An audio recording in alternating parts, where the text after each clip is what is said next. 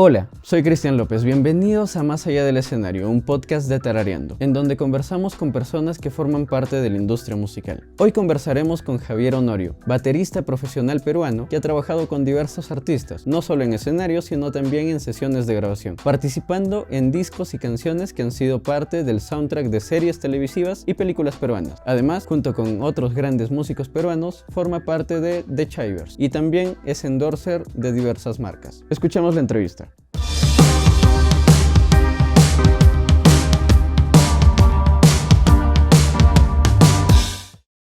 Bien, amigos de Más Allá del Escenario, ya me encuentro aquí con Javier Honorio. Él es un baterista peruano, es músico de sesión. Yo he trabajado con varias bandas como Uchpa, Leucemia, Daniel F. Y hoy vamos a conversar un poquito acerca de su trayectoria y cómo es su vida dentro de la industria musical peruana. Bienvenido, Javier. Muchas gracias por estar aquí con nosotros. Hola, ¿qué tal? ¿Cómo estás, Cristian? ¿Todo bien? Muy agradecido de que me hayan invitado para conversar un poco y compartir, así que muy feliz. Gracias. Bueno, para empezar, cuéntanos un poquito para las personas que no te conocen, no te siguen en redes, ¿cómo fueron tus inicios en la música? Sé que, por ejemplo, tocabas en las misas de tu colegio, porque tú has estudiado en un colegio católico, me parece, y más o Sí. menos eso fue por ahí, lo que te encaminó hacia la música, pero cuéntanos un poco más. A ver, mis inicios con la música, muy aparte de lo del coro en el colegio, Ujú. me parece que viene desde antes, porque mi familia es de Cajamarca, Ok. tanto de padre y madre, y familias numerosas de muchos tíos, muchos primos, muchas fiestas, y en todas las fiestas siempre habían carnavales de cajamarquinos, mucha música alegre, y siempre teníamos cassettes, siempre había un equipo de sonido en casa, que mi papá compró un equipo gigante, me acuerdo, que aún lo tengo, y había mucha música en casa, la verdad, y con mi hermano, con mis primos, siempre nos juntábamos a escuchar música. Por ahí mis primos siempre me rotaban discos de bandas o cassettes de bandas, y era siempre descubrir música y pasarla chévere, compartir. Creo que desde ahí nace como que mi afinidad con la música, ¿no? Ya luego, ya en el colegio, mi hermano mayor, Manuel, él es guitarrista, y él estaba en el coro, y ya la promoción de quinto se iba a ir. Yo estaba en segundo secundaria, tenía 12 años, y me dice: oye, ya no va a haber ningún batero que toque aquí en el coro, así que, ¿por qué no tú entras? Porque él y yo siempre ya teníamos esta afinidad con la música, escuchábamos música juntos, nos encerrábamos a escuchar solos de guitarra, de batería, qué sé yo. Y Claro. como que yo tenía una afinidad por la batería por ahí, no sé cómo. Y él me dijo: yo te enseño un par de patrones y vas a ver que con eso tocas todas las misas. Así que eso fue lo que me enseñó un patrón recontra básico de Napoleón Contarola, y tocaba mal todavía. Tum, ta, tum, ta, tum, ta, tum. Y ese era el patrón como para tocar cualquier canción de la misa. Y me dijo: con eso te haces todas las misas. Y empecé a tocar así, empecé a tocar en el turno de la mañana donde yo estaba, luego en el turno de la tarde. Para esto yo era acólito también, monaguillo, era Ok. el turíbulo, el que bota el humo. Ujú. Hacía eso, era entre acólito y entre músico del coro.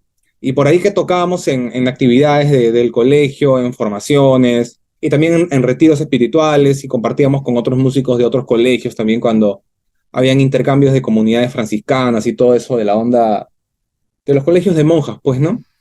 Así que súper chévere, gracias a eso yo aprendí a tocar y pude, digamos, que meterme más en el mundo de la batería, porque una vez que ya tocaba en el coro y todo eso, no es que haya tenido un profe así nomás, o que mis padres hayan dicho: ah, mira, te gusta, te vamos a apoyar o algo así. Al contrario, era como que mientras más alejado de la música pudiera estar, todo chévere, ¿no? Y que sea un hobby y que no sea nada más, ¿no? Claro. Entonces fue como que nunca tuve un apoyo al principio. Yo quise una batería siempre y no la pude conseguir. Recuerdo que mi papá como que me mentía, así me decía: si sacas mejores notas en tercera secundaria, te compramos tu batería para Navidad, ¿no? Y no sucedió. Saqué mejores notas, sí, pero no sucedió. Y para esto tengo la suerte de que en mi familia nos han acostumbrado a trabajar desde que tenemos como 11 años, con tíos, ¿no? Ayudando y ganarnos propinas y eso, Claro. para generarnos ese concepto de trabajo. Y gracias a esos trabajos y ahorros pude comprarme mi primera batería cuando estaba en cuarto de secundaria. Recuerdo que fue en enero del 2005 que me compré mi primera batería. Y a partir de ahí, pues empecé a tocar un montón, practicar un montón. Mis notas en el colegio bajaron un montón también, pero feliz. Veía un montón de conciertos. Para esto ya me habían prestado VHS, DVDs. Entonces fue como que ya estaba bien empapado y poco a poco iba conociendo más músicos. Formé una primera banda cuando tenía 13 años que se llamó Vulgata. Una banda con dos amigos de otros colegios.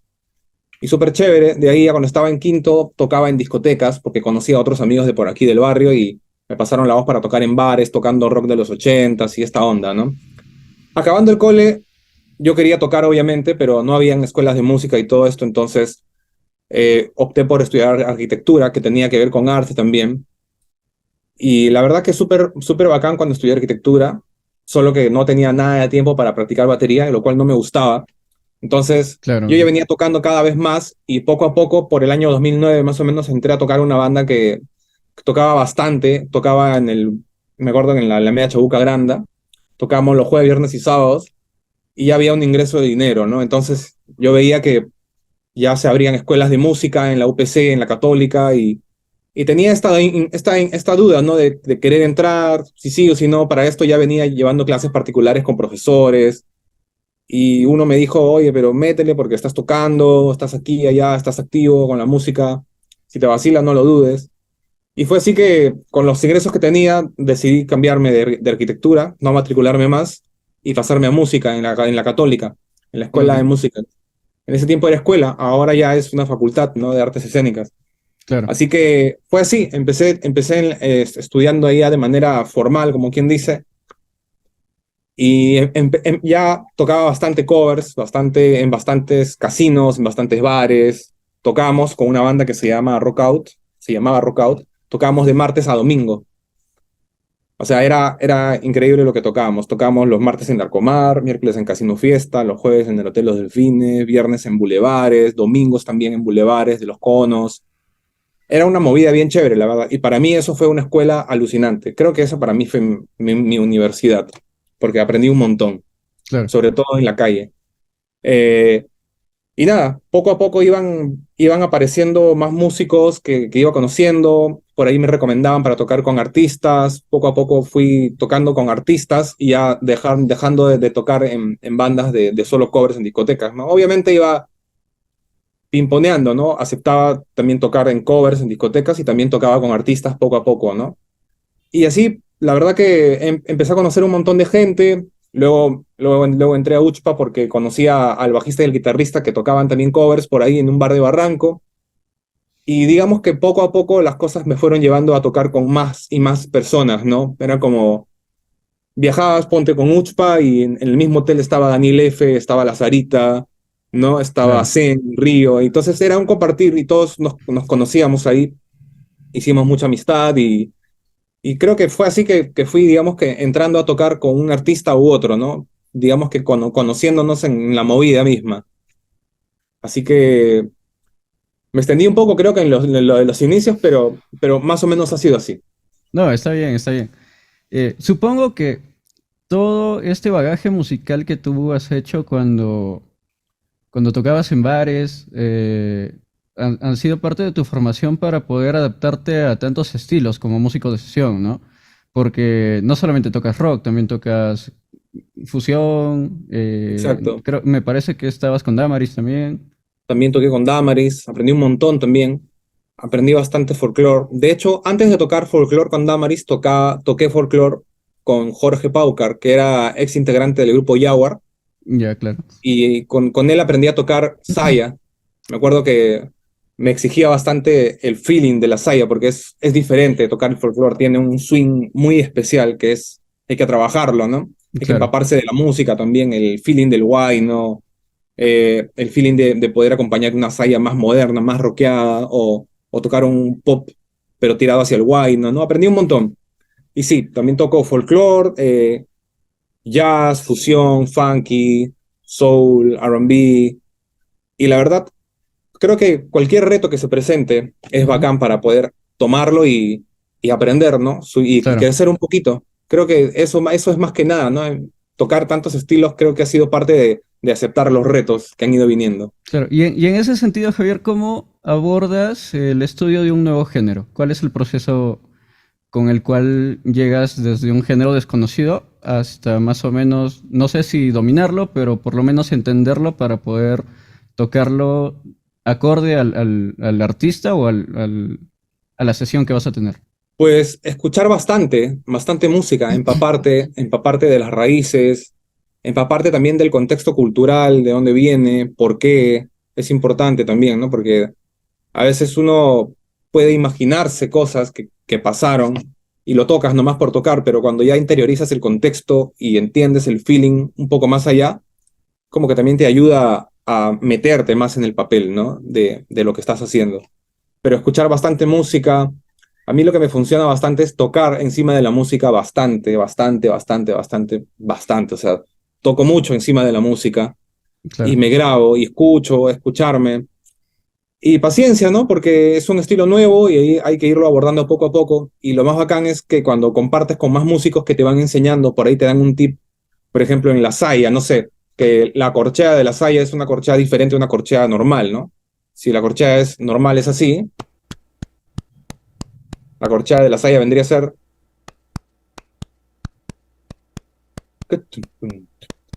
La corchea straight es esto, ¿no? Y una corchea más saya,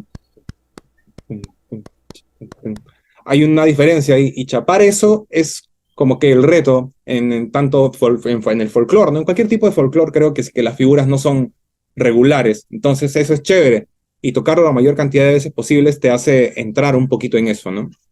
Así que eso, creo que esa es mi manera de abordar, escuchar bastante música, escuchar también referentes, diferentes tipos de artistas, diferentes tipos de composiciones también, porque digamos que las composiciones en los géneros suelen ser como que te dicen por dónde ir, ¿no? Hay algo que se desarrolla cuando escuchas música que es la intuición, que ya más o menos sabes por dónde va a ir, ¿no? claro, Y el escuchar diferentes tipos de composiciones de artistas también te hace aprender y alimentar esa intuición que debes tener para tocar el estilo, ¿no? claro. Así que, así. ¿Y cómo en la batería o en la percusión, cómo puede un músico desarrollar lenguaje? Porque, por ejemplo, un instrumentista de vientos o eso, se enfocan en el estudio, por ejemplo, de escalas, ¿no? Que, bueno, igual como que se quedan medios cojos si es que no afrontan el estudio rítmico, pero específicamente en la percusión, ¿cómo se puede llegar a desarrollar lenguaje? Ah, pues desarrollando un lenguaje a través de escuchar mucha música, la verdad. Yo siento que es escuchar mucha música, escuchar diferentes estilos, y lo que yo creo que es clave también es pasar mucho rato con el instrumento, ¿no? O sea, aparte de practicar tus escalas, en el caso de la percusión y batería, practicar tus rudimentos, ¿no? En vez de Rudimentos, practicar ok. solo rudimentos, Ujú, por ejemplo, agarrar un compás de un solo de batería de tu artista favorito, ¿no? De tu baterista favorito, y ese compás sacarlo igualito. Y de ok. repente ese mismo compás hacerlo, pero con otro ritmo en los pies, por ejemplo, ¿no? Y lo vas a ir, al menos yo trato de desarrollar alguna frase muy pequeñita, ya sea de medio compás o de un compás, y llevarla a otro lado. Y a lo que voy con pasar ahora con el instrumento es que, por ejemplo, yo a veces me siento en la batería y después de practicar un poco, simplemente toco un Ok. ritmo X como si fuese una canción que me estuviese inventando en el momento.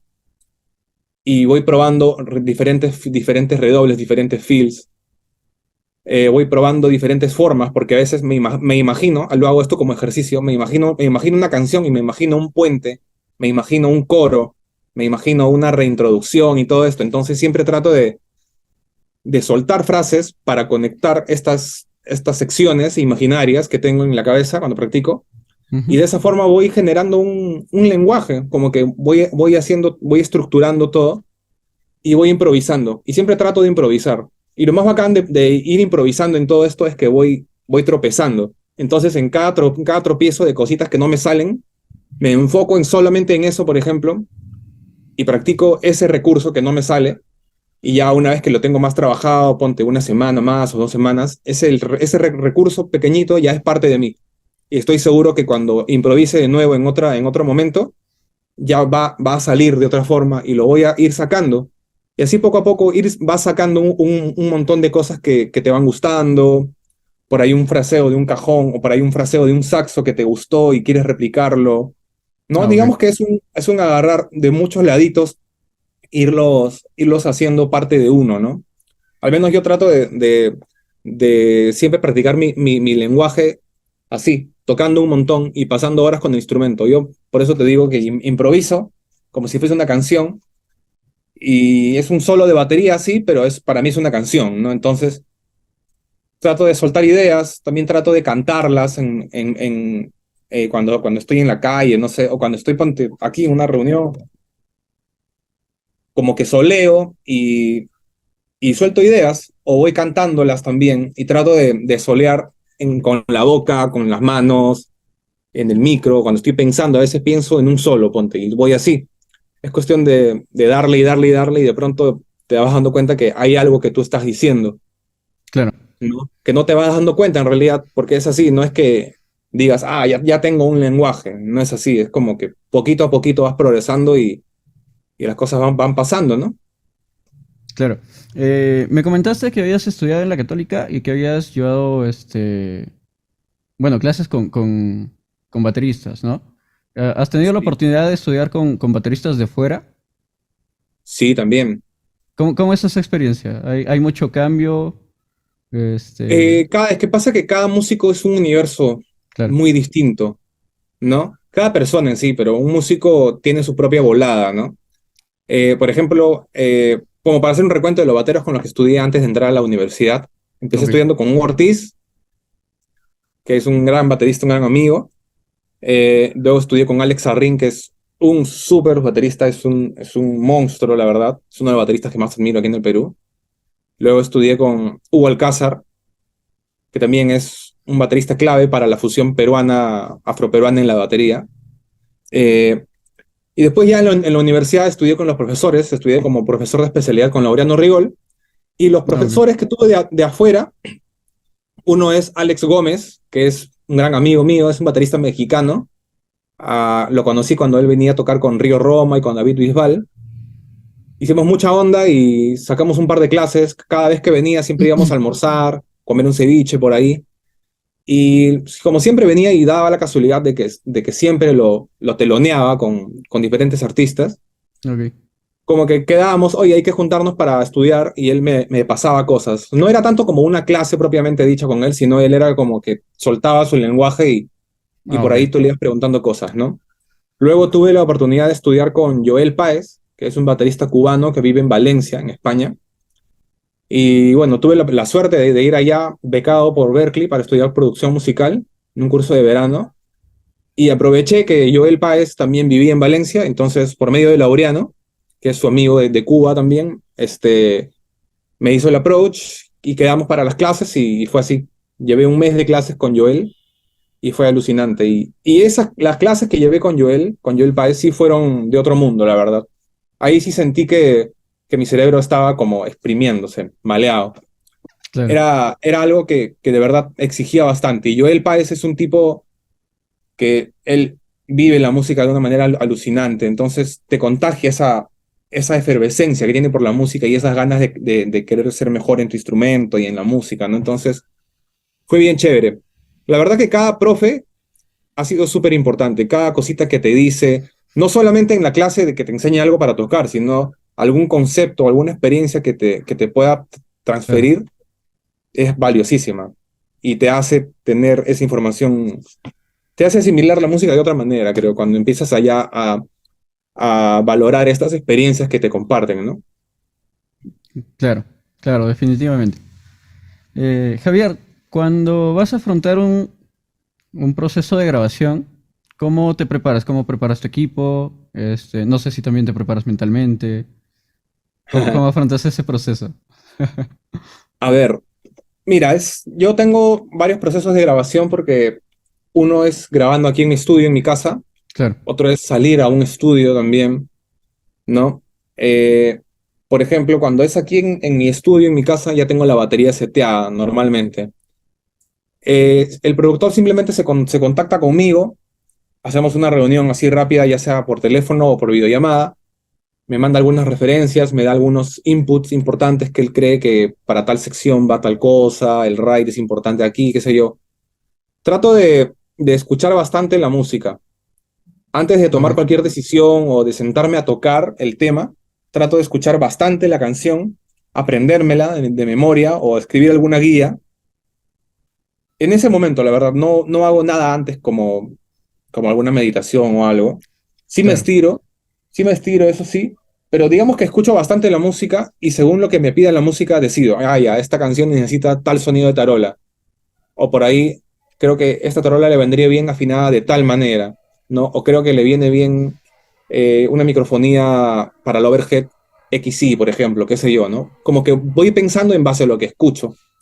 Y una vez que ya tengo en mi cabeza la música, ya paso a la batería y paso a afinar y escucho, la verdad. Y el proceso es así, en el mismo rato, o sea, voy escuchando, me aprendo la canción, ponte en 20 minutos, media hora, y ya después empiezo a grabar, a tirar ideas. Toco y escucho. Eso es lo que hago bastante. Hago una pasada y escucho la pasada. La analizo, le doy una escuchada a la versión original, al demo, y vuelvo a la batería.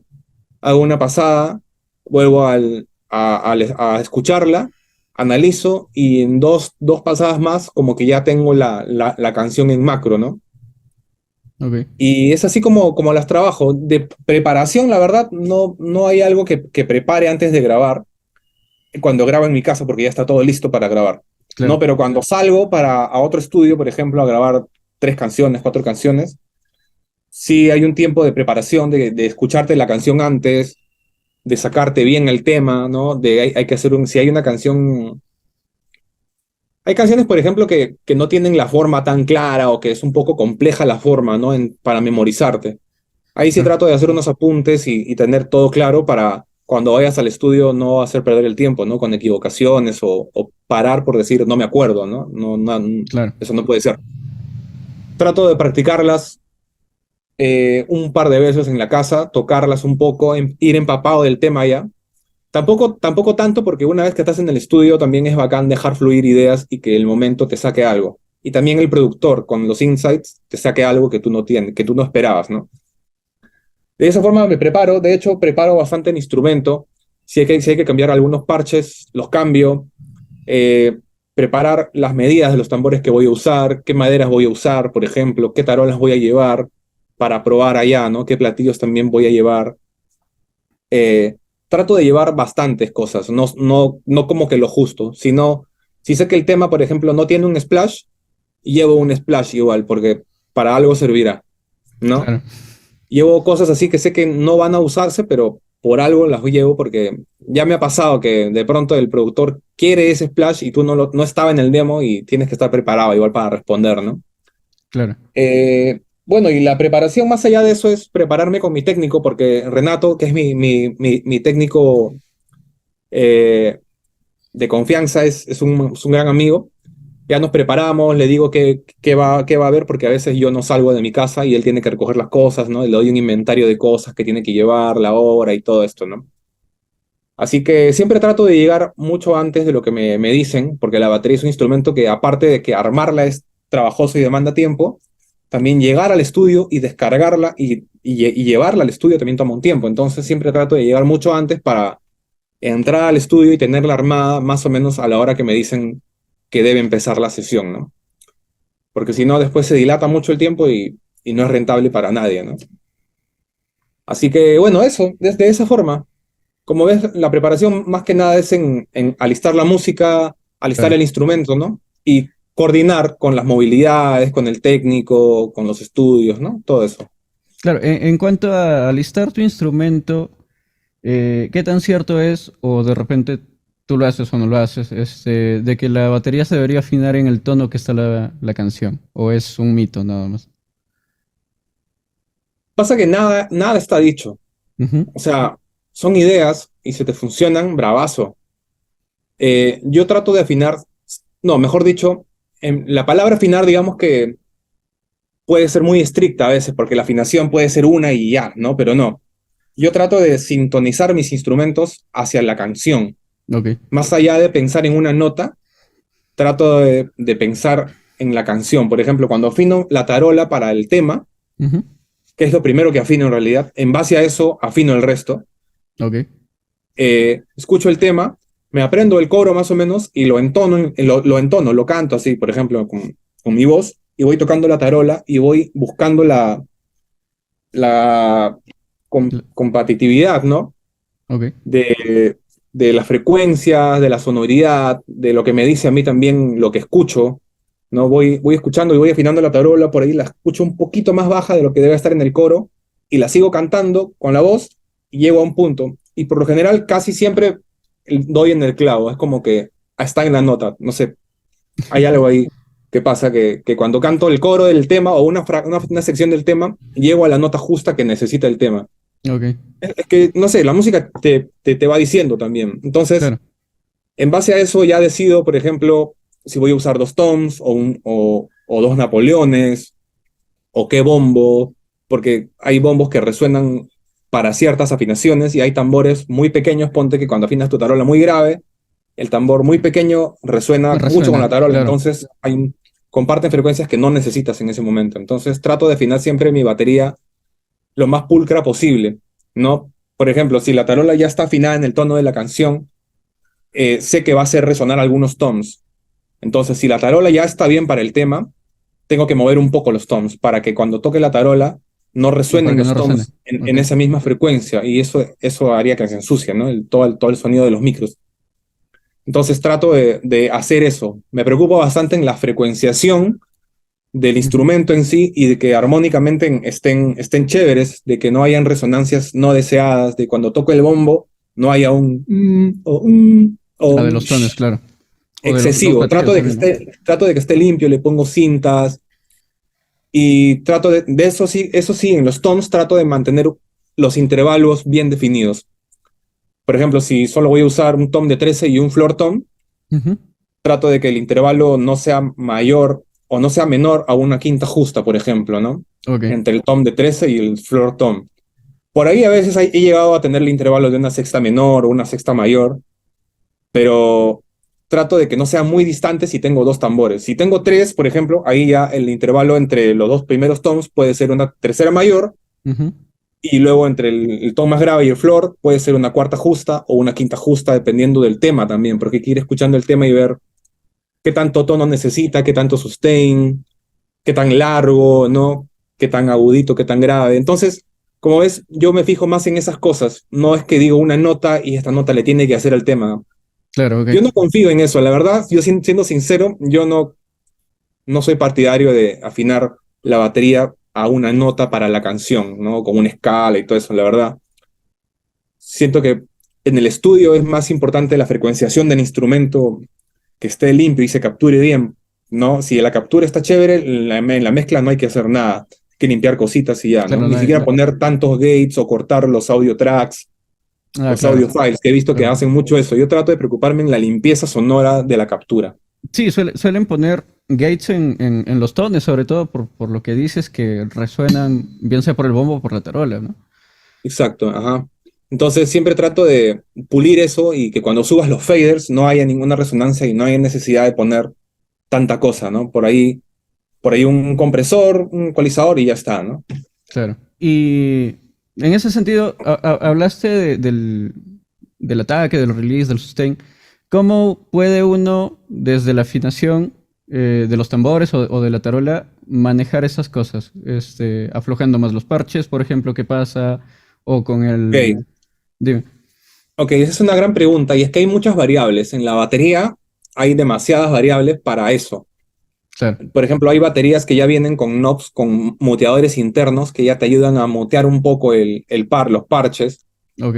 Eh, yo utilizo como métodos más analógicos, por así decirlo. Trato de ponerle cintas en los lugares donde creo que resuena el parche resonante, por ejemplo. Pongo un Ok. par de cintas ahí para controlar el, el release general del tom, ¿no? También con la afinación, sí, si aflojas, por ejemplo, el parche de golpe, Ok. tienes más ataque y tienes menos nota. Ok. Cuando lo vas ajustando el parche de golpe, tienes un poco menos de ataque y tienes más nota, más tono, más canto, ¿no? Ok. Como lo quieran llamar. Ujú. En el parche de abajo, en el parche resonante, si el parche resonante está muy suelto, el tambor ya suena muy fofo, muy puff. Ok. conforme lo vas ajustando, el tambor va agarrando más canto. Tum. Ujú. Conforme lo vas ajustando más, el parche resonante, el tambor se acorta y la nota sube, pero el sustain ya es más corto Más cuando corto. ajustas el parche de abajo, ¿no? Entonces, como ves, hay un montón de variables solo con afinar. Una vez que yo encuentro la afinación, pongo cintas y pongo gels. Yo utilizo una marca que me auspicia que se llama Rever Gel. Son unos gels como unos pegalocos que los pones encima de los toms y con eso yo al menos lo uso para dibujar el sonido, como ese es mi ecualizador, mi gate, mi compresor. O Ok. sea, con los gels yo decido qué tan largo quiero que esté el tom. Le pongo uno más y cambia bastante cuando el gel está o muy al borde del tom o más adentro. Y si le pongo dos y los dos están bien adentro del tom, o si le pongo tres y uno está más afuerita, es como que con eso voy dibujando el sonido. En el Claro. Napoleón también, hay veces que está muy largo, ¡pum! Y le pongo dos gels en una parte y ya lo controlo, ¿no? Entonces, de esa forma voy controlando la resonancia, el sustain, el release, el ataque, ¿no? Como ves, trato de que el proceso sea ahí, analógico, ¿no? Claro, supongo que también desde el toque vas regulando ya luego, ¿no? Tal Eso, cual. ¿no? No sé, al momento de tocar un ring shot, dónde va la baqueta y ese tipo de cosas. Exacto, el toque. Y además de dónde golpeas, Ujú. qué tan fuerte golpeas, porque cuando Ah, claro. atacas más fuerte, eh, hay canciones que lo requieren, ¿no? Canciones de rock o de metal que sí tienes que tocar fuerte, ¿no? Pero cuando empiezas a tocar más suave ya empieza a abrirse un universo más, ¿no? Por ejemplo, si yo quiero una tarola gorda y quiero que suene gorda y la quiero tocar suave, tengo que afinarla un poco medio alta y ponerle bastante gel si la voy a tocar suavecita para que suene grave. Pero si quiero tocar más fuerte, tengo que afinarla poco, un poco más grave para tocarla fuerte y que ese sonido tenga el ataque necesario, ¿no? Ujú. Y tenga esa gordura necesaria. Entonces depende de a qué volumen también vas a tocar y con qué baqueta vas a tocar, ¿no? Entonces, como ves, hay variables de afinación, variables de parches, variables de gels, cintas, variables de baquetas, variables de a qué volumen vas a tocar, dónde vas a tocar también. Todas esas variables como que hacen que tomes la decisión del sonido, ¿no? Que vas a querer. Claro. Eh, Luego de eso, ¿cómo escoges tú tus micrófonos? También dependiendo, supongo, del sonido que estás buscando, ¿no? Pero Sí, más o menos, por yo... ejemplo, a un baterista que, no, Ajá. que se quiera iniciar en la grabación o que se vaya a afrontar por primera vez un trabajo de grabación, ¿cómo debería pensar la elección de esos micrófonos? ¿No? Pasa que cuando recién empiezas no hay mucho que puedas escoger, o sea, tienes que empezar con lo que puedas adquirir, Ya, ¿no? claro. Yo más Ok. o menos que empecé así también, y vas aprendiendo de cómo suena un dinámico, de la calidad que sea, de cómo suena un condensador de la calidad que sea, y vas aprendiendo de qué respuesta te da, ¿no? Si escuchas bastante lo que grabas. Entonces, conforme pasa el tiempo y ya vas aprendiendo de los micrófonos y los modelos y qué sonido te da cada uno, ya puedes ir tomando decisiones de qué va mejor para lo que te guste y para el tema que vas a grabar, ¿no? Por ejemplo, en bombo, siempre suelo tener un Beta 52 adentro y un Audio-Técnica condensador AE2500 afuera. Pero, por ejemplo, para canciones, esto es una configuración para un sonido rock moderno, ¿ya? Un Ok. sonido rock Ok. power. Pero si quiero un bombo más vintage, con un ataque más tranquilo, tipo más indie, cambio el micrófono, el de adentro, y pongo un Beta 56 Ok. que funciona diferente y hace que el ataque y el cuerpo del bombo cambie y sea más adecuado para el indie. El condensador lo dejo afuera. O a veces si quiero un bombo diferente a esos dos y quiero un bombo con menos kick, pero igual con ese corte moderno, pongo un Audio-Técnica, un dinámico adentro, un ATM 250, por ejemplo, ¿no? Ok. Y tengo otro sonido de bombo, ¿no? Y dependiendo de más adentro o más afuera, conforme vas moviéndolo, vas obteniendo diferentes frecuencias, ¿no? Diferentes respuestas. Por ejemplo, esa es mi manera de pensar para el bombo, de qué microfonía voy a escoger. Pero he llegado a estas conclusiones después de haber probado diferentes Ok. micrófonos, tanto adentro, tanto afuera, ¿no? Entonces, por eso digo que al principio hay que tener, como que con lo que puedas tener, probar. Ok. Y no, No cerrarte en este micrófono es para bombo, este micrófono es para tarola, este micrófono es para el tom. O sea, no cerrarte en eso y probar. Probar. O sea, por ejemplo, el Beta 56 es un micrófono que se usa para grabar congas, por ejemplo, y mucha gente dice que es el micrófono para congas. Pero yo lo he utilizado bastante en toms, en tarola, lo he utilizado en rooms y ahora lo utilizo en bombos, por ejemplo, ¿no? Entonces, utilizar micrófonos pensándolo simplemente en el sonido que buscas, no pensando que ese es un micrófono para tal instrumento, ¿no? Claro. Entonces, eso me ha ayudado bastante. Por ejemplo, en el hi-hat, dependiendo de alguna canción, si quiero el hi-hat un poco más duro, más grotesco, utilizo un dinámico, un SM57 para grabar el hi-hat, por ejemplo, ¿no? Si quiero un hi-hat un poco más suave, con un ataque más tranqui, utilizo un condensador, utilizo un KSM, por ejemplo, de Shure, un Pencil que tiene un ataque un poco más tranquilo, un condensador se diferencia por eso de un dinámico también, ¿no? Ujú. Entonces, eso, aprender esas diferencias y de esa forma trato de pensar, por ejemplo, en los rooms también, cuando yo suelo poner un room mono siempre en la batería. Si requiero que ese room mono sea más cochino, más agresivo, le pongo un dinámico, que es el Ok. que tengo hasta ahora. No tengo un micrófono de cinta, por ejemplo. Si quiero que ese room sea un poco más cálido, pongo un condensador, ¿no? Y así, ese tipo de decisiones. Y yo creo que ir probando con los micrófonos que tengas en stock e ir aprendiendo cómo suenan y después tomar tus decisiones. Y mientras más puedas probar, mejor. Claro. Pero sí, pero cuando ya voy a estudios, por ejemplo, hace poco grabamos con Chivers en el estudio de la USIL y nos mandaron el rider de equipos que tenían, de micrófonos, para amplificadores, etcétera.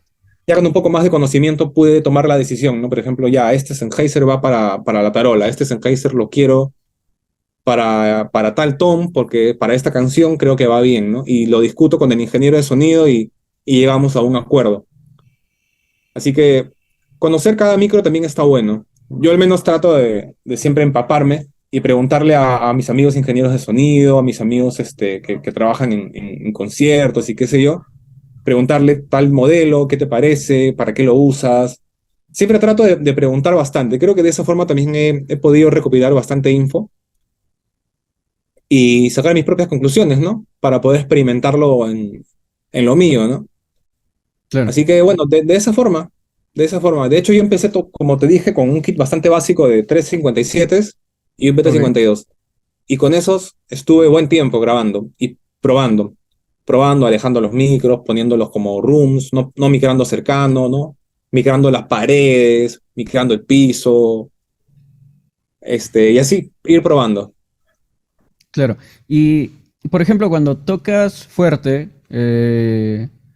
¿cómo manejas el tema del bleed? ¿No? Por ejemplo, de que se te filtre mucho la tarola en el hi-hat o al revés.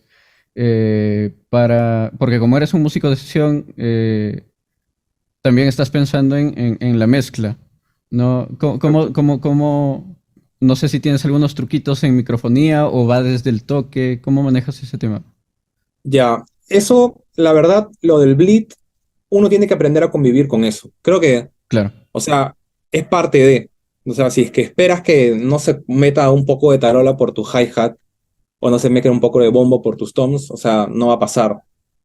Eso no claro, existe, es un instrumento que suena todo junto, ¿no? Y todos los micros capturan el mismo instrumento. Entonces, lo que sí existe y lo que es algo muy importante es el balance.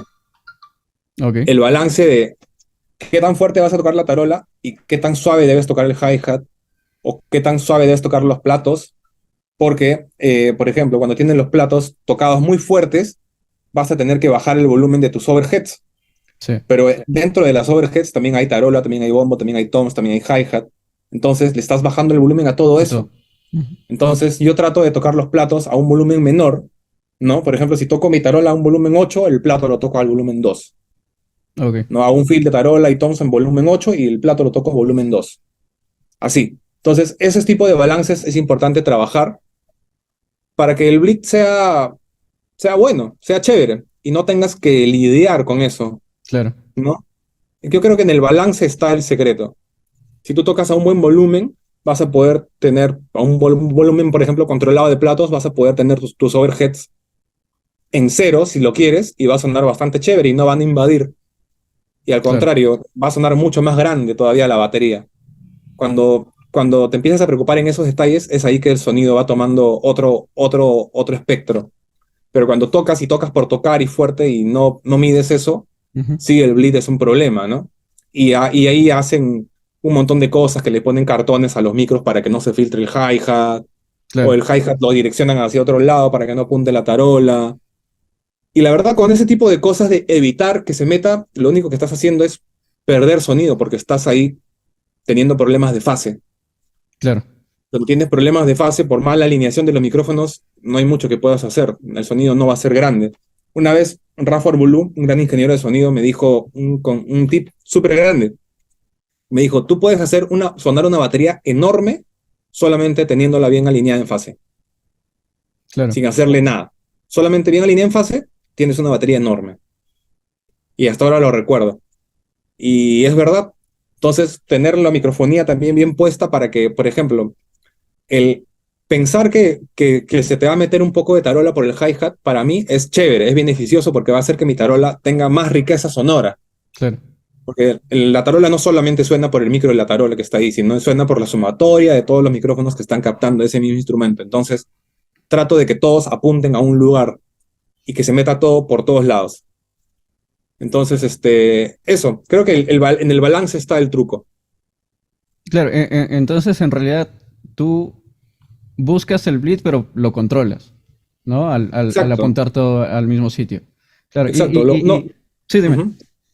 No, más allá de controlar el bleed, creo que el bleed, o sea, no lo No, puedes claro, el controlar, bleed no, se mete por todo, ¿no? pero controlas tu toque, ¿no? Como me decías, el Exacto, balance del volúmenes.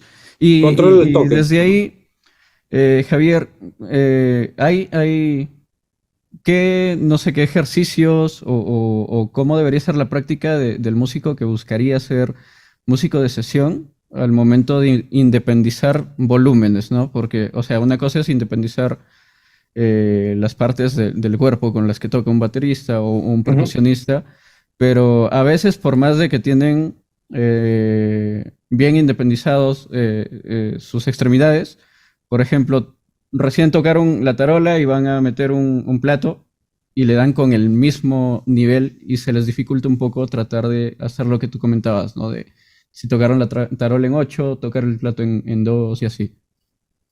La verdad, yo creo que hay que escuchar música, bastante música, y ser consciente de lo que escuchas. Ok. Porque me pasa mucho con alumnos que te escuchan la música y tocan como si no escucharan la música. Entonces, si tú escuchas un disco, te vas a dar cuenta, por ejemplo, en Soda Stereo, en La Ok. Ciudad de la Furia. Escuchas que el porcentaje de hi-hat que existe en ese tema es 5% y la tarola es 80%. Ok. Entonces, ahí mismo sacas tus conclusiones de cómo debe sonar, más allá de que eso está mezclado por un ingeniero ecualizado y controlado, pero escuchar la música y sacar conclusiones, ¿no? Y también aprender bastante de estilos y del balance que tienen cada diferente estilo, ¿no? Los tipos de diferentes balances que hay que tener. Por ejemplo, para el rock, el bombo y la tarola tienes que tocarlo fuerte para que tenga presencia, ataque, solidez. Hi-hat, platos un poco más abajo, mucho más abajo. Pero si voy a tocar algo más fusión, más latín, ya el volumen de mis platos sube un poco más y mi tarola y bombo baja un poco más. Es como que todo es Ok. más orgánico, ¿no? No hay tanta definición ni priorizar el bombo por la tarola sobre los platos. Es como que cuando es fusión jazz ya la cosa va, todo toma importancia porque hay muchos detalles que hay que resaltar, ¿no? Hay que tocar un volumen más bajo. Por ejemplo, para tocar un reggae también, el hi-hat es vital en el reggae. Si bien es cierto, el bombo y la tarola con el aro van a tener un protagonismo, pero el hi-hat también va a llevar bastante este estilo. Entonces, el hi-hat debe ser tocado un poco más fuerte, Ok. ¿no? Por ejemplo, ese tipo de cosas, analizar los estilos y sus diferentes tipos de balances que deben tener entre ellos y practicarlos, grabarse, no necesariamente grabándote con una interfase, sino con tu celular, con una nota de voz y escuchándote, ¿no? O viéndote al espejo también, que eso es algo que practico yo bastante. Me veo en el espejo y veo qué tanto estoy levantando la baqueta para golpear cada superficie, ¿no? Por ejemplo, para el hi-hat también trato de verme en el espejo y ver la altura con la que toco, la altura que la levanto la baqueta Ah, ok. y decidir qué tan poquito voy a levantar la baqueta para que suene menos esta parte que voy a tocar, ¿no? Y la verdad, así, creo que escuchar bastante la música, ser consciente de lo que se escucha y escuchar estilos, aprender de balances de diferentes estilos, escuchar a otros músicos también, verlos tocar también es muy importante. Y creo que eso, tocar, escuchar bastante música, ¿no? La música te va pidiendo y además creo que también los años también te van hablando y te van diciendo las cosas, ¿no? Como que uno al principio no es consciente de muchas cosas y conforme van pasando el tiempo ya vas concientizando, ¿no? Claro, ¿y qué es lo que necesita Javier, un baterista que desea empezar a formar, no sé, un home studio o quiere grabar sus covers, pero ya subir un poquito de nivel? ¿Cuál sería el equipo mínimo? ¿Qué micros necesitaría? ¿Cuántos? A ¿Qué tipo ver, de interfaz? es que hoy en día hay muchas opciones. Con un solo micrófono puedes tener una captura bravaza de una batería. Con un solo micro puesto en el lugar adecuado para que suene bien todo, Ok, tienes una muy buena toma. Con dos micros ya tienes más posibilidades. Puedes micrar uno adelante del bombo, como a 1 metro del bombo, y uno arriba. Y ya tienes un sonido bastante parejo, ¿no? ok. Con 4 micros también puedes tener unas grandes tomas. Puedes micrar el bombo, tarola, un par de overheads y ya tienes tu full espectro, ¿no? Creo que, creo que con una interfase de 2 entradas ya es bastante. Ok. Con 2 micrófonos dinámicos también ya es bastante. Y otra cosa importante es entender cómo suena el cuarto donde está posicionado el instrumento. Que la batería, cuando es acústica y hay que grabar la micrada, el cuarto es gran parte del sonido también. Porque si Claro. tienes un cuarto con piso de mayólica y con ventanas, qué sé yo, va a haber un rebote ahí muy maleado y la batería va a sonar así, o sea, reverberada naturalmente. Lo cual también puede ser chévere si es que se quiere, ¿no? Claro. Pero si no, eh, aprender un poquito de acústica, poner alfombras al piso de repente puede ayudar bastante. Yo, por ejemplo, me hice mis paneles en el estudio. eh, me metí a YouTube y puse cómo hacer ¿Cómo hacer paneles un panel? acústicos para home studio. Y aprendí así, y así mismo los hice. Y no es tan caro, la verdad. Ahorré un montón de dinero haciéndolo yo mismo. Claro. Creo que para un batero que quiera empezar a hacer su home studio, le recomendaría eso, que lo haga él mismo. ¿Qué has usado para tus paneles? ¿Lana de roca? Sí, lana de roca de densidad 100.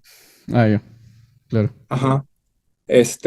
Y sí, recomendaría que aprendan a hacer sus propias cosas, sus propios paneles, vayan a comprar sus alfombras. Yo le pongo, por ejemplo, un microporoso, una plancha de microporoso de 1,5 pulgadas debajo de la batería y encima pongo la alfombra y encima la batería, ¿no? Ok. Eso evita que el piso resuene junto con el instrumento, ¿no? Separo eso. Ah, ok. Ok, ok. Ajá. Entender también de que la batería suena diferente en diferentes posiciones del cuarto también. Moverla del lugar es clave también. Separarla un poco de la pared, probar con el bombo mirando hacia la pared, probar con el bombo no mirando hacia la pared, probar con la batería en la esquina. O sea, no quedarse con una sola cosa y experimentar lo que más se pueda. Creo que para el batero que recién empiece, eso va a ser clave, porque va a aprender un montón de cómo va cambiando el sonido, que Ok, eso a veces claro. uno no es consciente. Creo que eso, no esmerarse en tener lo mejor de lo mejor, porque al final las cosas llegan poco a poco, ¿no? Y hay que esforzarse. Y además, lo bacán de tener poco es que explotas tu creatividad, Claro. explotas los pocos recursos y aprendes un montón de eso. Ujú. Así que Claro. eso. ¿Qué prefieres, Javier? ¿Grabar o tocar en vivo? Es que son muy diferentes, las dos cosas me encantan. Entrar a un estudio, grabar un tema, me encanta, la verdad. Me encanta, es increíble. Y tocar un show en vivo también son situaciones Son, diferentes, pues, ¿no? En el claro. estudio es controlado, ambos tienen adrenalina, porque una vez que haces un take en el estudio, estás improvisando de cierta manera sobre algo, porque estás tocando y la primera toma siempre para mí es la mejor, porque ahí salen cosas que estás con el nervio, estás con la adrenalina, estás con toda la cosa, pero cuando ya pasas varias veces, ya tienes la figura clara, ¿no? Ujú. Eh, en el show en vivo es diferente, porque solo tienes una oportunidad para tocar y que salga increíble. Ok, Entonces, esa adrenalina también es chévere, ¿no? En el estudio sabes que vas a repetir, pero en vivo no, claro. ¿no? Entonces, también tienes ese otro tipo de adrenalina, hay mucha preparación para el vivo, ensayos, pruebas de sonido, eh, pasadas técnicas, pasada con luces, qué sé yo, son diferentes situaciones, pues, ¿no? Pero ambas son lindas. Definitivamente hay situaciones en las que preferiría quedarme en el estudio. Trato de hacerlo ahora último, trato de ya no tocar tanto en vivo, sobre Ok, todo para aprovechar el tiempo y sacarle el jugo a las horas que tengo, ¿no? Porque un show en vivo es otra historia, porque hay que invertir horas en ir a ensayar, en ir a probar sonido, en ir a la tocada, llevar el instrumento. Y en el estudio estás aquí aprovechando las horas en el estudio, ¿no? Entonces no hay tanta logística. Para mí que ahora tengo unos proyectos, tengo a Chivers y todo eso, y hay que meterle bastantes horas de gestión. Trato de ya no aceptar tantos shows en vivo para poder dedicarme más al proyecto, ¿no?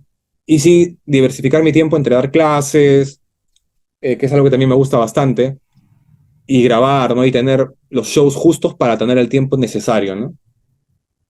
claro. Y pasando a otro tema ya, Javier, ¿cómo es el proceso de ser auspiciado por una marca? ¿Qué se te exige? ¿O qué ofreces tú a cambio? ¿Cómo te acercas a la marca o la marca se acerca a ti? Ajá. A ver, esto también es bastante variable porque puede venir de diferentes formas. Por Ujú, ejemplo, yo voy a contar mi caso porque así fue como me tocó a mí. claro, Y de hecho uno cuando habla de auspicios y todo es como que siempre sueña con tener un auspicio y lo ve como una meta, ¿no? Y más allá de eso, lo que hay que tener en claro con un auspicio es que es un acuerdo, es un convenio que tú haces con una marca y que la marca necesita vender, ok, ¿no? Y tú le vas a ayudar a la marca a vender. Es así. Es el acuerdo mutuo en que ellos te dan un producto y tú vas a hacer que ese producto sea visible para que puedan tener más ventas, ¿no? A ver, en mi caso con Mapex, que es la marca de baterías que me auspicia, que uso allá hace más de 10 años, gané un concurso en el 2011 que se llamó Drummer of Tomorrow, en el cual el primer puesto iba a tener la batería y iba a tener un auspicio de Mapex. ok, Entonces, gracias a que yo gané ese concurso, me vuelvo artista de Mapex, aparezco en la revista 2012 y tengo ya el acercamiento con la marca. Pasaron un par de años de este contrato y yo me acerqué a ellos. Para esto yo me preparé un book con buenas fotos, en buena calidad, con links de videos. Para esto ya estaba en UTPA. Y me acerqué otra vez a la marca, a la representación que tenían en Lima, que era Audionet en ese momento. ok, Para esto funciona así. Funciona con el dealer local. Tú no puedes escribirle directo a la marca que está en otro país y pedirle una cosa.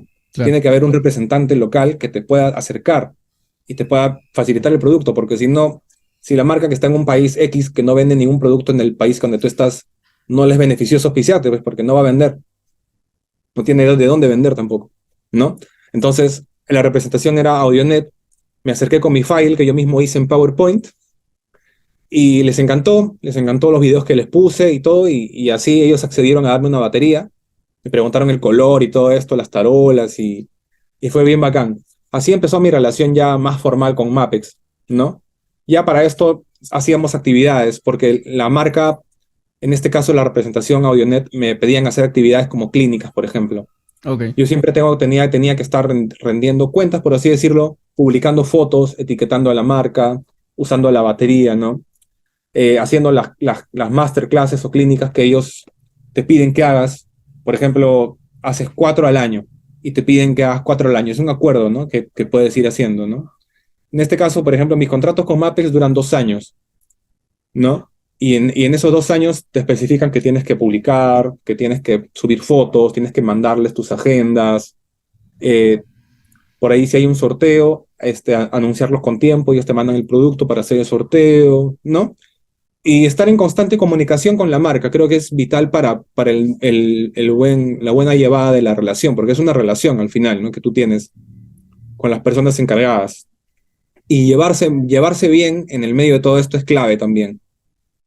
Si ok, hay buena onda con los representantes, como que la relación humana se fortalece y eso hace que pueda venir más cosas, ¿no? Por ejemplo, con Mapex, y con la persona que yo trato directamente de Mapex, es una persona que es de Cusco, pero es una persona que vive en China, que vive en Taiwán, que trabaja justo en la fábrica de Mapex.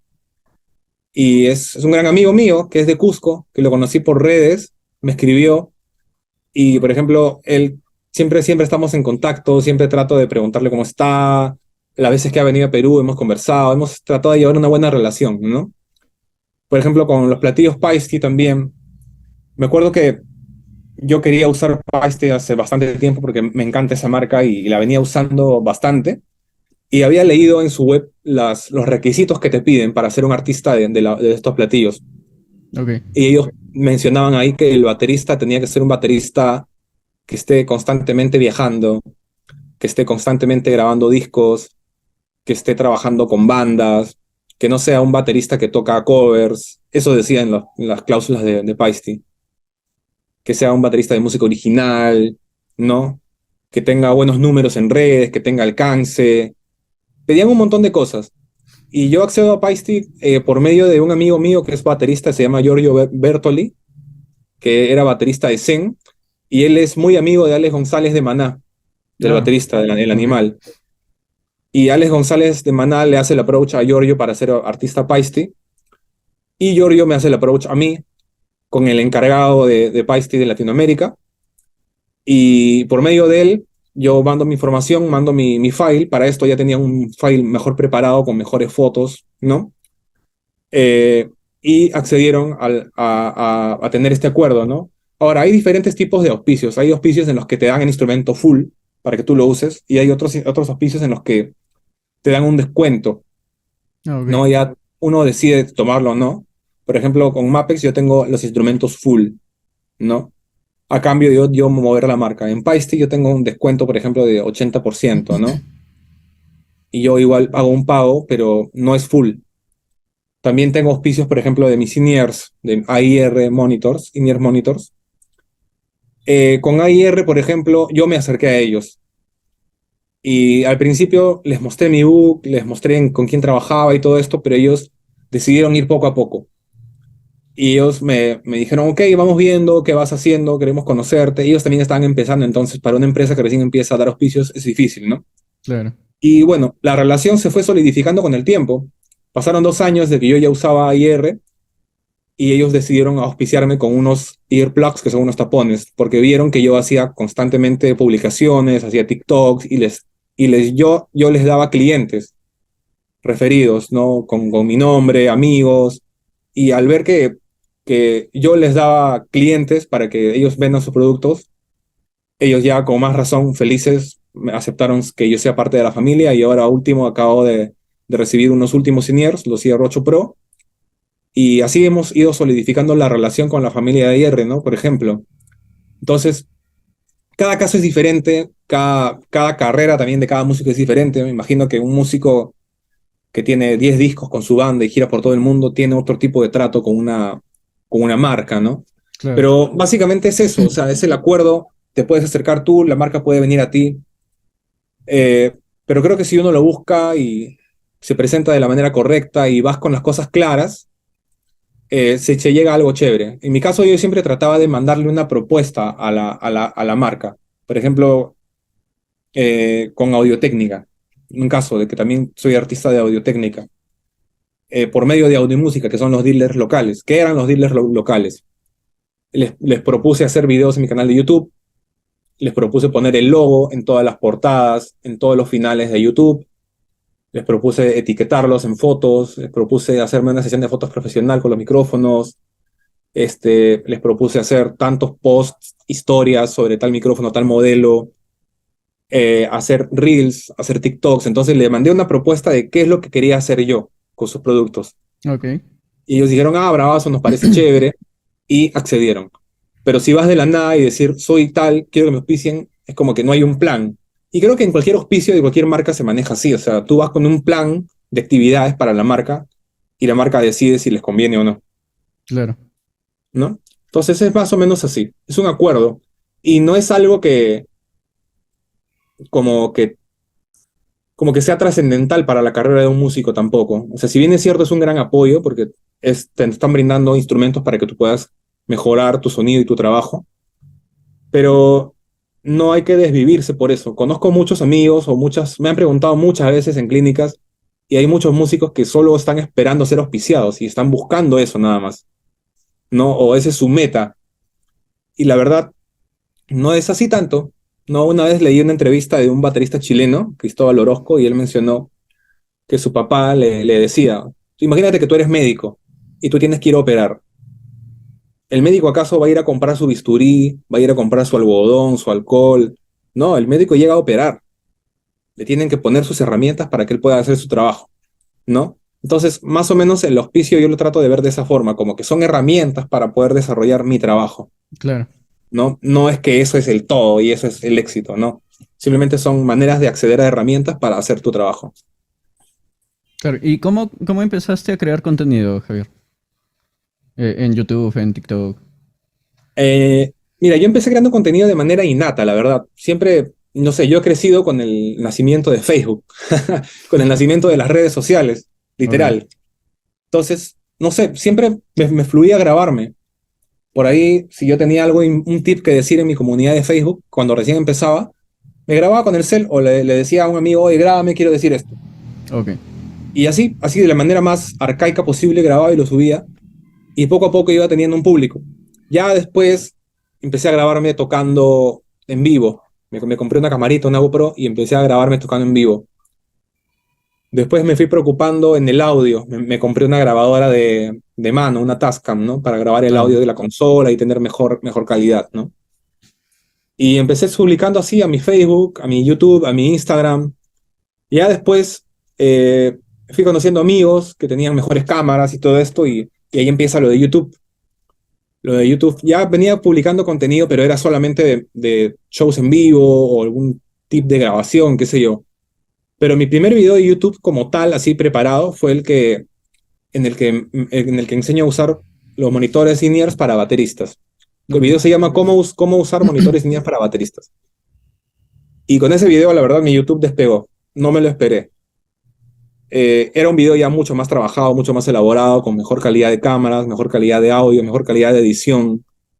Lo grabé en el Gran Teatro Nacional, entonces como que fui puliendo más las cosas, y el video le gustó a mucha gente. De pronto pasaron 3 4 días del video y empecé con 300 seguidores antes de ese video, y con ese video a los 3 días, 5 días ya tenía 5.000. Luego a los 2 días tuve 10.000, y fue así como que ese video hizo que despegara mi canal de YouTube, y fue lo que me motivó a hacer más videos. Claro. Hice una serie de 10 videos más, por ejemplo, con esa misma calidad, y tuvieron muy buen resultado, que hasta ahorita tengo vistas, hasta ahorita tengo bastantes comentarios que llega de la gente de esos videos. De hecho, fue una ola que agarré, hice cierto contenido para YouTube, pero después dejé de hacer porque ya empecé con otros proyectos y ya no me daba la organización cerebral para hacer más contenido de YouTube. Y traté de hacer contenido rápido para historias, Instagram, grabarme con el celular. Ya aprendí a grabarme con el celular, a editar yo mismo los videos. Y siempre lo he hecho yo solo.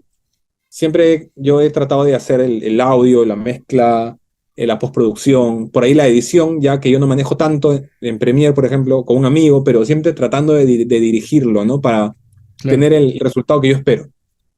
Pero fue así que empecé, o sea, empecé con un video de monitores in-ears, y eso me motivó bastante con la respuesta de la gente a querer hacer más. Y la verdad siento que esto de grabar contenido y todo esto para mí es algo muy natural. Siento que a mí me gusta, siento que yo disfruto de compartirlo. Cuando yo estoy practicando ponte batería y tengo un ejercicio que me acabo de inventar, esa misma emoción de haberlo inventado y de haber practicado el ejercicio y que me salga bien, me hace querer compartirlo. Ok. Entonces, en ese momento es como pongo la cámara y lo grabo, y me grabo y lo explico y qué sé yo. Así he hecho varios videos explicando ejercicios de batería en mi canal de Instagram, por ejemplo, o en mis TikToks. Cuando Claro. estoy motivado después de haber practicado, después de haber grabado, es como esa misma motivación me hace querer compartirlo. Y no es que estoy pensando en, tengo que crear el contenido de esta semana, ¿no? ¿Qué voy a hacer? Es como que algo innato. Si bien es cierto, ahora ya estoy en un punto en el que sí tengo que planificar un poco más las cosas, pero empecé haciéndolo con la misma motivación del gusto por hacerlo, del gusto por compartir, del gusto por yo haberlo experimentado y querer compartir mi experiencia, ¿no? Digamos que así fue empezando, y es algo que me vacila, la verdad. Disfruto de hacer una edición de video, disfruto todo el proceso, la verdad. Y ahora estoy a punto de sacar un tutorial de batería de cabina, de un tema de Chivers. Ah, ok. Es un tutorial largo, es mi primer video largo. de como 45 minutos, con un video tutorial como de cualquier baterista del mundo, así, un tutorial de 45 minutos sobre un tema. Claro. Va a estar dividido en partes, ¿no? Pero voy a regresar con eso a mi canal de YouTube ahora y estoy muy contento. Y de hecho, grabar contenido es algo bastante chévere, la verdad, que creo que es una herramienta demasiado útil hoy en día, demasiado trascendental también para aparecer en el mundo, ¿no? Porque Claro. si no lo haces, también es como que no apareces en ningún lado, ¿no? No viene trabajo tampoco, no. A raíz de hacer contenido he tenido más trabajo, he llegado a más gente y es algo súper chévere y me parece que es crucial para hoy en día, ¿no? Claro, y ya que hablaste de Chivers, ¿cómo es tu proceso al momento de crear para ese proyecto, por ejemplo, o no sé si para crear para cualquier sesión? Bueno, ya nos comentaste un poco acerca de escuchar la canción, pero específicamente con Chivers, ¿cómo son sus procesos de creación y sobre todo el tuyo, ¿no? ¿Cómo decides dónde vas a meter un fill, cómo va a Ajá, ser el ritmo, qué ritmos vas a fusionar, porque fusionas mucho, ¿no? Sobre todo le añades tintes de música peruana, de música andina. sí. Pues con Chivers es un proceso muy variable porque nos juntamos primero a tocar, Ok, a soltar ideas, ideas así macro, ¿no? Y ya cuando tenemos, digamos que la maqueta grabada con el celular así definida, cada uno pasa a su home studio y empieza a encarar el tema. Yo empiezo a tocar la batería, a afinar, a probar sonoridades y empiezo a pasar el tema bastantes veces. Creo que para mí es importante eso, tocar el tema muchas veces. Con eso ya me voy dando cuenta de qué ruta debe seguir el tema, qué me pide el tema, qué sé yo. Y también es importante en Chivers el feedback de mis compañeros, ¿no? Por ejemplo, Koki es muy baterístico, a él le gusta programar los fills de batería y ah, él me sugiere bastantes fills de batería, como que no, en esta parte hazlo así, en esta parte pon tal subdivisión y eso está chévere porque es una retroalimentación que te da otro input y otro punto de partida, ¿no? claro, Y hace que se modifique ya lo que uno tenía. Una vez que pasa este input, otra vez regresamos a demear en el estudio, en nuestros home studios, y voy encarando así el tema. Es como que es como colaborativo. Como que Hasa me dice, oye, pero esta tarola en este tu lugar no queda tan chévere. Ah, ya, ok, lo escucho y le propongo otra cosa y queda mejor así, ¿no? Y todos contentos con la parte. Igual con los otros instrumentos, yo también le digo al Alvarito, oh, Alvarita, esta nota por ahí un poco más staccato, o Coqui, oh, este acorde creo que no va. Y así, nos decimos cosas, ¿no? Es bien bacán eso. Y el proceso creativo con Chyber se da de esa forma. Para el primer disco, para Escape, fue así. En casa de Coqui demeamos, yo con una batería electrónica pequeñita, grabamos con el celular, hacíamos la maqueta MIDI en compu de Coqui. A Coqui le gustaba programar las baterías, como te decía, claro. y sobre eso ya yo volcaba la versión estudio. Por ejemplo, para Macaro, que es un tema fusión, no, ese tema nació y no teníamos claro que iba a ser un festejo al principio. Ok, Era un tema ternario, pero no era un festejo. Y ya después, poco a poco, se fue convirtiendo en un festejo. Y yo para ese entonces usaba en la batería electrónica simplemente por chongo, por joda, usaba congas, cajón y para darle ese aire, pero era por chongo, no era que yo quería tocar eso. Pero como el demo lo hicimos así y todo eso, a la hora que me tocó venir al home studio a encararlo, dije, ¿qué voy a hacer? Tengo congas, tengo quijada, tengo tal cosa. Y me senté en la batería y empecé a probar. De verdad que para esa sesión, para esa primera sesión, me tirado unas 5 horas afinando, simplemente buscando el sonido de las congas que entren en los toms y pasando el patrón de congas a la batería. claro. Porque para esto yo ya sabía los patrones de los ritmos peruanos en congas, que fue lo que propuse en la maqueta, pero ahora tenía que hacer que sean funcionales baterísticamente hablando, Ok, ¿no? O sea, claro. que las manos den para la sonoridad de las congas, del eso, esas sonoridades, tratar de hacerlas funcionales en un patrón de batería que sea constante y que suene a la vez rítmico, bailable, ¿no? Entonces hice eso, hice ese experimento de afinar y le dije a los chicos, chicos, ¿qué les parece esto? No es algo que está en el demo, pero es lo que me nació ahorita. Y les encantó, fue como que nadie lo esperó. Y en eso, como también he tocado cosas de folclore andino, carnavales ayacuchanos y esto, me di cuenta que el festejo compartía mucho con el carnaval ayacuchano.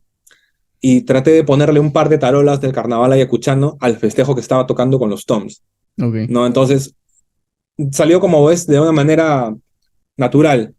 No es como que vas escuchando y dices, oye, man, ya esto tiene esto del otro estilo, ¿por qué no meto ¿Por qué un no lo poquito de mezcla, no? esto a este estilo, ¿no? Y es como vas probando y dices, oh, qué paja, salió algo bacán.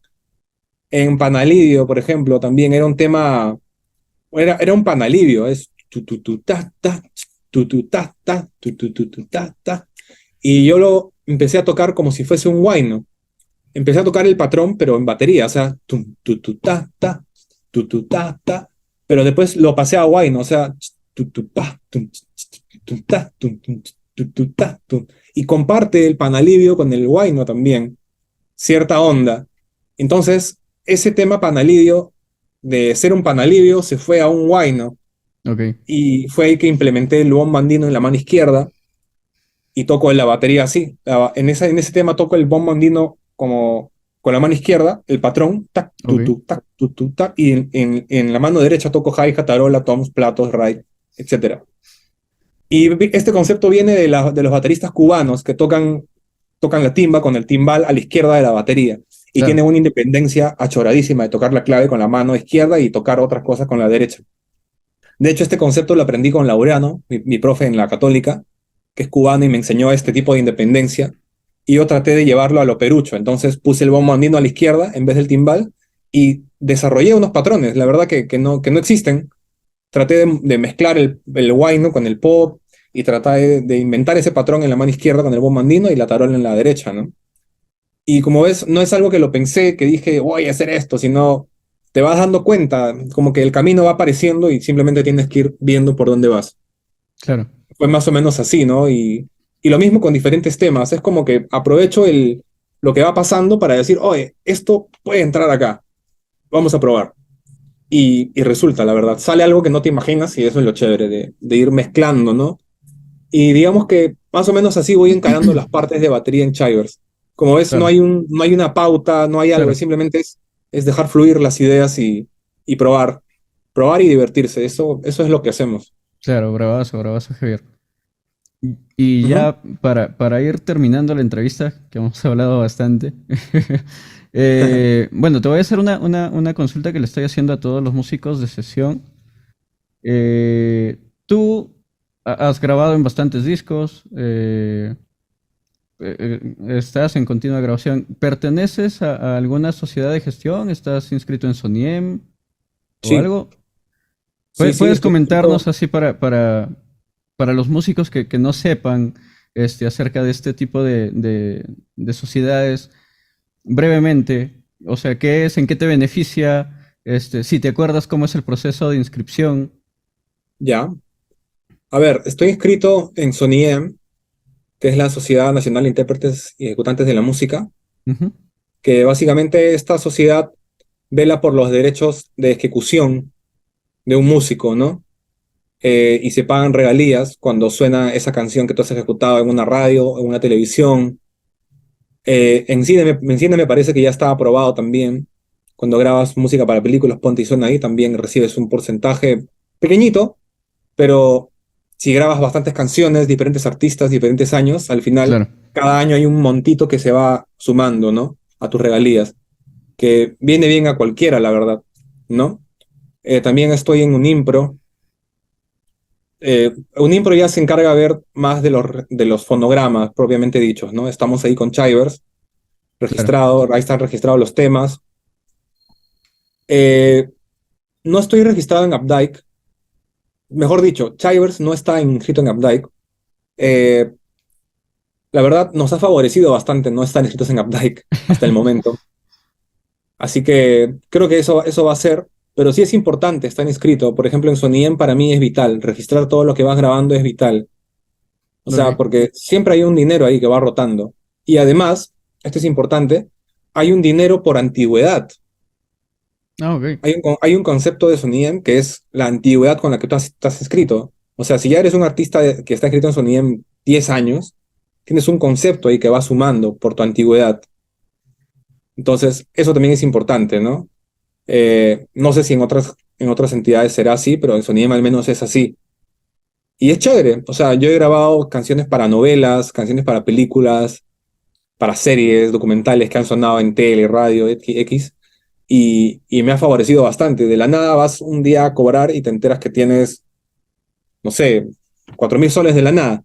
Entonces, es chévere, o sea, viene una Claro, regalía y no le cae mal a nadie, ¿no? Y hablo en un caso X, porque puedes tener muchísimas más canciones y ganar mucho más. O si eres cantante, en Soniem el cantante recibe el 50%, por ejemplo, de la tajada total. Luego claro.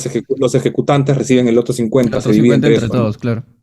Entonces, es importante estar inscrito ahí, la verdad. Y además, es una sociedad de músicos, estar en una base de datos, pertenecer a una entidad, conocer también de tus derechos legales, es algo, me parece vital, ¿no? O sea, no se puede llevar, es como no pertenecer a un gremio cuando eres arquitecto, ponte, ¿no? No pertenecer al colegio de Al arquitectos, colegio. no sé. Algo así, es importante estar inscrito siempre, ¿no? Obviamente hay manejos que uno dice no me parecen, qué sé yo, pero al final son entidades, ¿no? Que están buscando beneficios. Entonces también uno tiene que estar al tanto de esos beneficios para que beneficien a uno, ¿no? Claro, en ese sentido, para que se pueda repartir las regalías, de qué debe asegurarse el músico de que con relación a la grabación, de que esté correctamente? O sea, solamente es el nombre, o qué más necesita, por ejemplo, en los créditos de un disco que Ya, esté ok. presente. Por ejemplo, para Sony M, antes, cuando yo me escribí, Ujú. Eh, me acuerdo que me escribí con una canción de Nicole Pillman que grabé, que sonó en Al fondo del sitio bastante, bastante, bastante.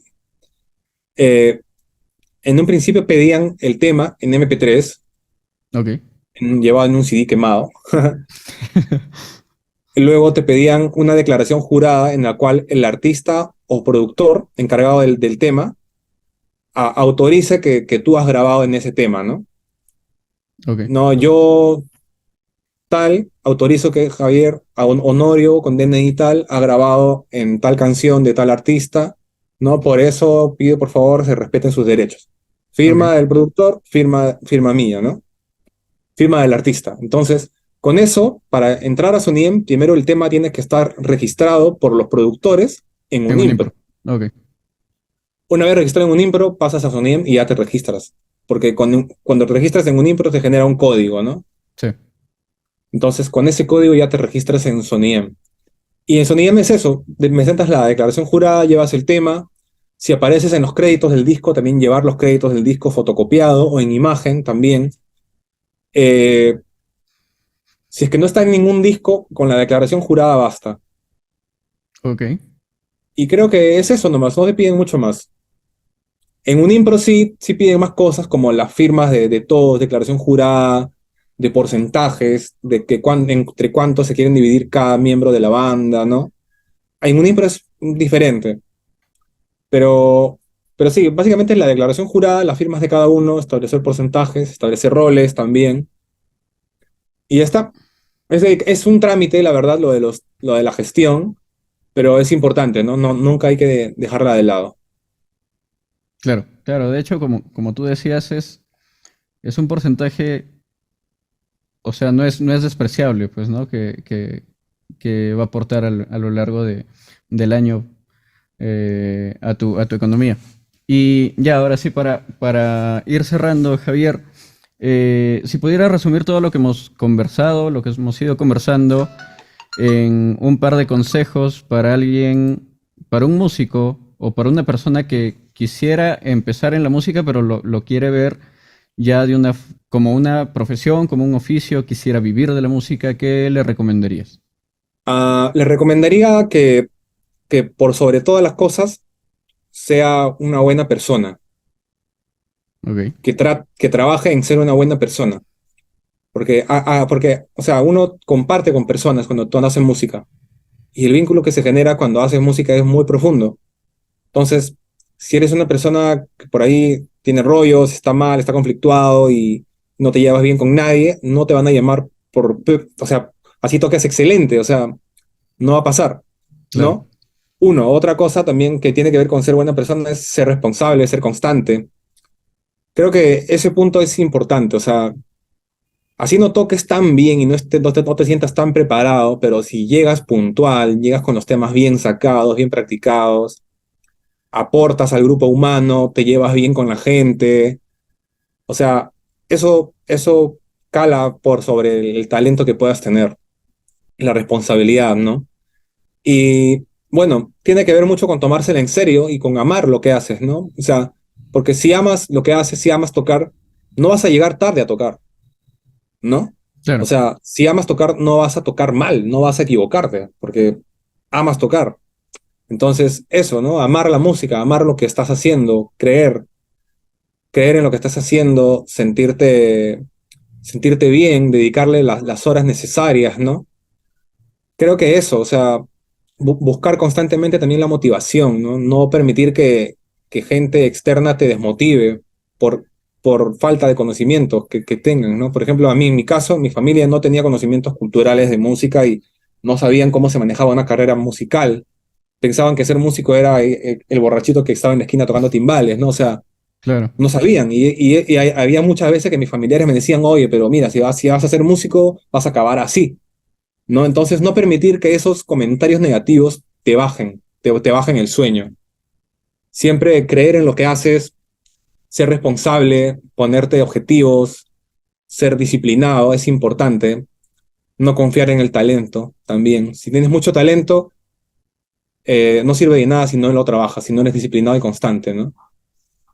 Y si no tienes tanto talento y si eres constante y disciplinado, puedes conseguir un objetivo y llegar a algo quizás más, quién sabe más, que la persona que tiene demasiado talento pero que no fue disciplinada, Claro. ¿no? Entonces, eso, creo que la disciplina es clave, la constancia también, ¿no? Genial. Eso. Y que bueno, y por último, escuchar mucha música, de verdad. Creo que ser fan es clave también. Ser fan. Yo soy fan de muchas bandas y sigo siendo fan y tengo ese espíritu de fan todavía. Creo que mientras no pierdas eso, ese amorcito que le tienes a las bandas, a los músicos y todo eso, como que esa chispa siempre va a estar ahí prendida. Y te vas a sentir, además te vas a poner en el papel del público después. Y yo lo hago, yo siendo fan también me pongo en el papel del público que, por ejemplo, ahora le gusta a mi banda. Entonces entiendo cuál es el feeling, ¿no? Y yo me pongo en el lugar de ellos y es algo como que no me gustaría recibir algo como fan de una banda que no esté tan chévere, ¿no? Quisiera el fan espera recibir algo bacán, entonces preocuparte en eso también, ¿no? Así que, no sé, me fui un poco del tema, pero es algo que me gusta compartir siempre. Digo, yo soy fan y me encanta estar en la pose de fan también. Claro, no, bravazo, bravazo, Javier. Bien. eh, Dinos, bueno, ya nos hablaste un poco de Chivers, pero coméntanos qué proyectos tienes de aquí en adelante y cómo te podemos encontrar en redes, ¿no? Para, bien si alguien necesita un take para un tema o si alguien necesita clases, porque también das clases. Ajá. A ver, proyectos, se viene una repotenciación de mi canal de YouTube y mi marca personal. Estoy trabajando en eso para lanzar una página web, una plataforma para poder tener ahí mis cursos de baterías pregrabados para los que los quieran, para que los que quieran acceder a ellos también. Estamos trabajando también con Chivers bastante en una gira a Colombia para julio. Y con esto también estamos trabajando en nueva música. Ya hemos grabado nuevos singles para lanzar dos singles antes de julio, antes del viaje a Colombia. Y estamos trabajando también en una gira a Chile, Ok, posiblemente para fin de año. Con Chivers es eso. Yo aparte también tengo mis proyectos como el estudio, que grabo bastante. Ando pensando en una remodelación del estudio, pero ese es un proyecto como que a mediano plazo, pero ya ando trabajando en eso. A ver, ¿qué más? Tengo también otros proyectos alternos. Hice una banda que se llamó Teleya hace un tiempo y grabamos un material que vamos a ir subiendo poco a poco. El proyecto ya no funciona como tal, pero la música está y queremos compartirlo de una forma y vamos a ir subiendo los temas de ahí poco a poco. Luego, un proyecto que también tengo y me apasiona mucho y me ilusiona mucho es Rompiendo Fronteras, que es una banda que iniciamos con Ricardo Méndez, Francisco Medina, Litzen y quien habla, que es un proyecto de fusión rock con hip hop, con rap, ¿no? ok. Pero el proyecto está en para ahorita, estamos buscando un cantante, estamos teniendo ahí unas cosas que el proyecto necesita para desarrollar, estamos tomándolo con calma, pero es algo que también me gustaría tener. Me gustaría tener también una banda que pueda expresar ese lado que también tengo, que está muy influenciado por la onda Limp Bizkit, Korn, System of a Down, y todo el trap y hip hop que escucho hoy en día también, ¿no? Entonces es una manera de también sacarme eso, ¿no? Porque no solo es tocar lo que me gusta tocar, sino también buscar tocar otras cosas que no sé. Entonces eso también está Claro, chévere. Entonces estoy en esos proyectos por el momento. genial. Dinos cómo te Ah, podemos encontrar en redes. sí. Sí. Me pueden encontrar en redes como Javier Honorio. En Instagram estoy como Javier-Honorio. En YouTube también estoy así, como Javier.Honorio. Y en mis redes, en todas estoy así, Javier.Honorio, excepto en Instagram, que tiene el underline. Ok, Pero sí, me pueden contactar por esa vía para cualquier clase, para cualquier pregunta. Yo siempre estoy bien atento a las redes, la verdad. Cuando me preguntan cosas para, no sé, se le malogró un pedal a alguien, me escribe, yo le respondo. La verdad, no, como que me gusta ayudar a los que me escriben y los que siguen mi canal, ¿no? Y sí, me puede escribir para clases, para buquear alguna sesión de grabación, ya sea en mi casa o en algún otro estudio. Y también para shows en vivo, me puede escribir ahí por las redes y podemos coordinar. Así que nada, así me pueden encontrar. genial, genial, Javier. Nada, muchas gracias por haber estado aquí con nosotros, por darnos tu tiempo, por haber aceptado la invitación. Y eso, muchas gracias, Javier. Chévere, Cristian. No, yo encantado, la verdad. Como te digo, a mí me gusta compartir. Es algo innato, creo. No sé. No sé si será de la época, pero me gusta compartir. Y yo feliz de que me hayas invitado, la verdad, y nada, muy agradecido. Listo. Bien, chicos, muchas gracias por haberse quedado escuchando hasta este minuto del video. Esto fue Más allá del escenario con Javier Honorio. Ya nos estamos viendo en otra oportunidad.